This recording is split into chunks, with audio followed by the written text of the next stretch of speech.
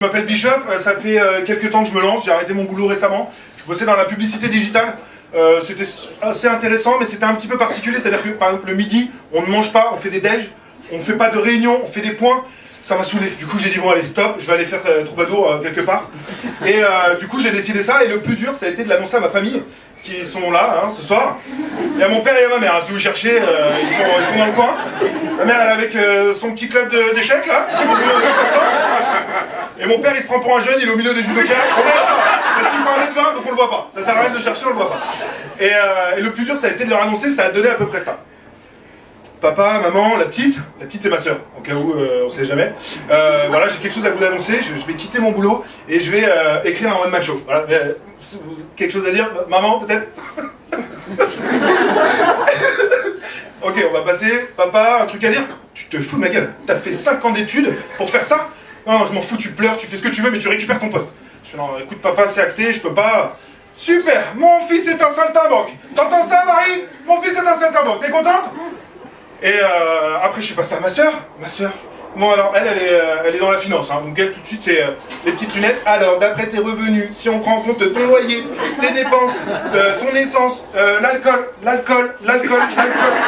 bugué sur l'alcool parce que je bois quand même pas mal. Hein. Je suis revenu quand même à ma mère à la fin qui avait presque fini de pleurer. Et qu'est-ce que j'ai fait de mal? Rien, c'est mon rêve, j'ai toujours voulu faire ça. Non mais... J'ai mis 28 ans à me débarrasser de toi, c'est pas pour que tu reviennes la semaine prochaine. C'est vrai, j'ai mis 28 ans à partir de chez mes parents, mais ils ont décidé de me le faire payer. Ah, ils ont trouvé le moyen. Mon père sa maison, ma mère son appartement, ils ont vendu les deux, et ils sont partis vivre en Bretagne, mais ils viennent à Paris régulièrement. Bah oui. Mon petit 25 mètres carrés les accueille, mais avec grand plaisir.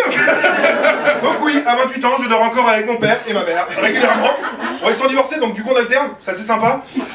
Heureusement, parce que à 3 dans un lit, on sera un peu serré. J'ai ma soeur qui vit à Londres, qui vient de temps en temps.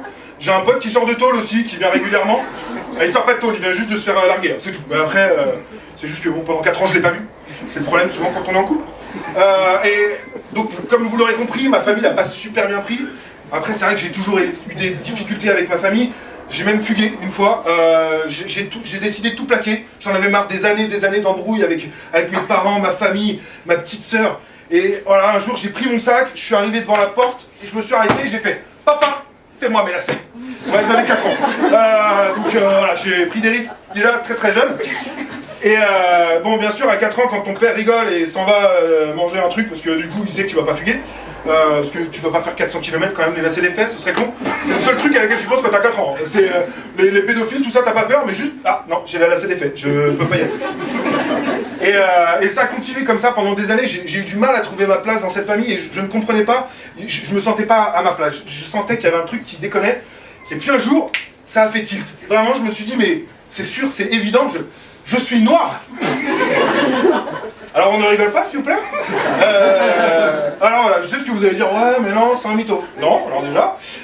Non, en fait le problème c'est que bon, mon père s'appelle Kader, ma mère s'appelle Marie-Blandine, donc je partais avec un sacré handicap quand même dans la vie, hein, entre un islamiste fiché S et une catholique intégriste.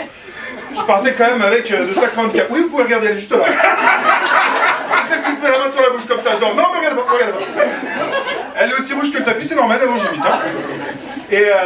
Et du coup, ben voilà, moi j'ai décidé du coup d'être noir, et pas n'importe quel noir, mais noir de Fort-de-France, de Martinique. J'ai décidé. La MJC d'Argenteuil, toujours représente. Hein.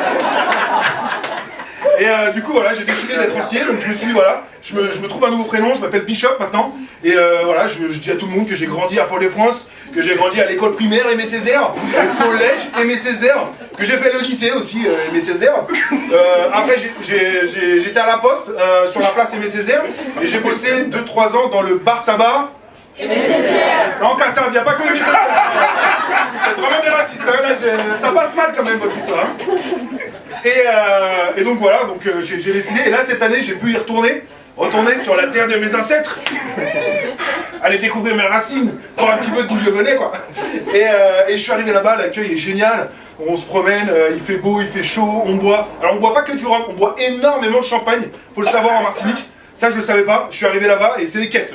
Ils hésitent pas, ils envoient, ils achètent pas une ou deux bouteilles. Tu sais, en France, tu bois une gorgée, c'est bon, c'est cher. Attention sur la bouteille. Et eux, ils enchaînent. Et c'était super. Là, t'arrives dans une famille, tu connais personne. On t'accueille. Et à un moment, photo de famille. Bon, toi, t'es avec ton petit verre, tu te décales.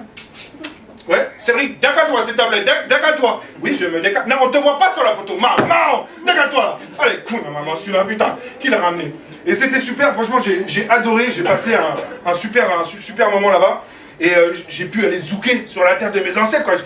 Moi, je zouk depuis des années en Ile-de-France et je me suis dit, là, je vais pouvoir prendre des cours approfondis, vraiment de frottement, quoi. Vous avez un problème, madame?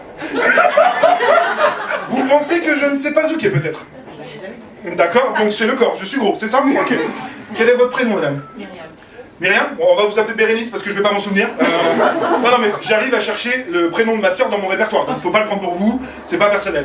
Donc, Bérénice, je vais vous surprendre, je ne suis pas gros, je suis enceinte de 6 mois approximativement, il s'appelle Rab. Parce que j'en prenais beaucoup à la cantine. Alors, ce soir tout le monde a compris, parce que la dernière fois je l'ai fait, on m'a dit « Oh, j'ai mis 5 minutes à comprendre !» C'était une marmite du judo. Alors il n'est pas là ce soir, mais c'était une espèce de marmite du judo qui met des chaussettes mignons et qui met des serre-têtes de sa meuf. Donc au niveau humour, on n'est pas au top du top quand même. Mais je préfère donc du coup vous le rappeler. Et alors, Bérangère, je vois que...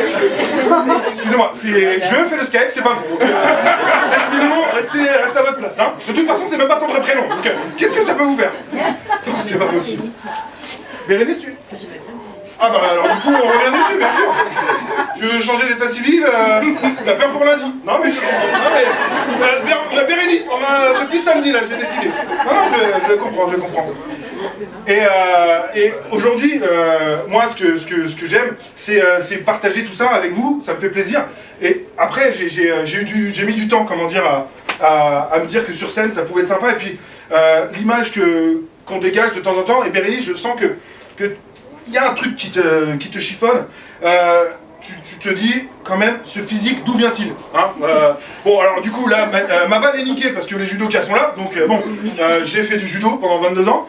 Donc, on évite de venir me voir en me disant, putain, t'as fait du judo? Mais j'en ai fait aussi pendant 2 ans. J'étais ceinture blanche verte. Ouais, putain, on me disait que ça quand même. Voilà. Enfin, ça m'intéresse pas, déjà, pour commencer. Et demain, si tu vas voir Barack Obama, tu lui sors par la main. 2 fois président des États-Unis. Ah ouais. Joli, non mais moi j'ai été élu 2 fois délégué de classe en 5e, 4e. Eh, crois en moi, c'était pas facile, Bérénice. Ouais. Oh non, c'est quand même important. Et pour répondre à ta dernière question, Clotilde, on change maintenant, on s'en fout. Clotilde, voilà, en plus de ce corps sculpté, d'où me vient cette grâce, cette subtilité corporelle qui vous atteint, je le vois des regards de dégoût. J'ai fait de la salsa, alors c'est difficile parce que souvent les gens, quand ils me voient, ils disent non, salsa, non. Judo, ouais, parce que bah, t'as mangé quoi, tranquille. Mais par contre, salsa, on n'y croit pas.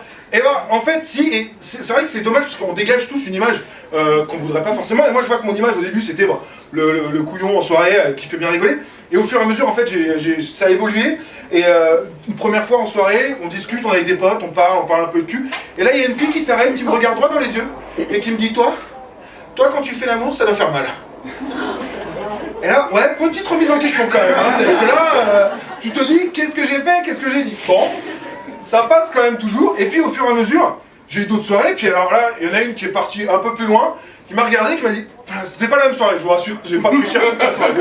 C'est l'autre soirée, et elle me regarde, elle me fait, tu sais, ça fait 9 ans que je suis avec mon mec, je l'ai jamais trompé, j'ai jamais eu envie de le tromper. Mais toi, tu pues le cul, toi.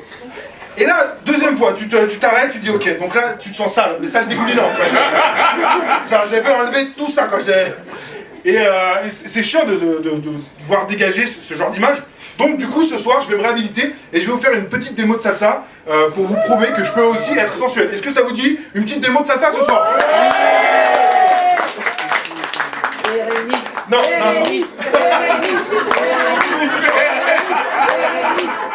La pauvre, elle est rentrée dans le métro. Bérénice, bonne soirée hein. Non, il n'y aura pas de démo ce soir. De toute façon, on n'a pas le temps, c'est pas un congrès de salsa.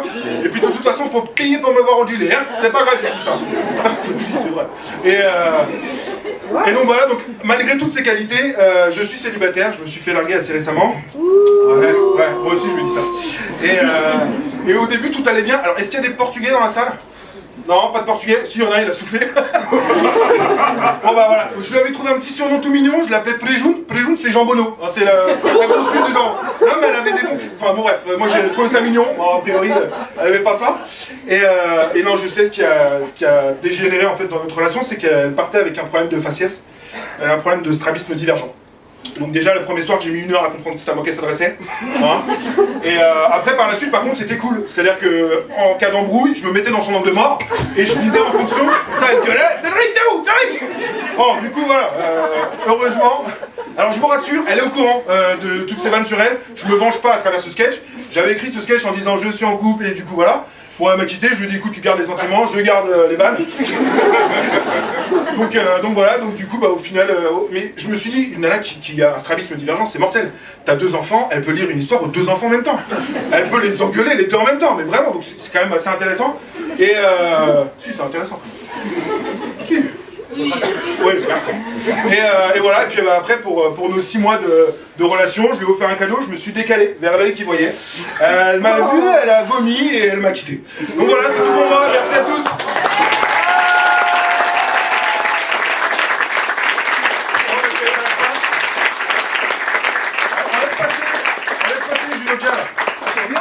Ouais, il s'arrête plus, il s'arrête plus. Bravo Michel, bravo.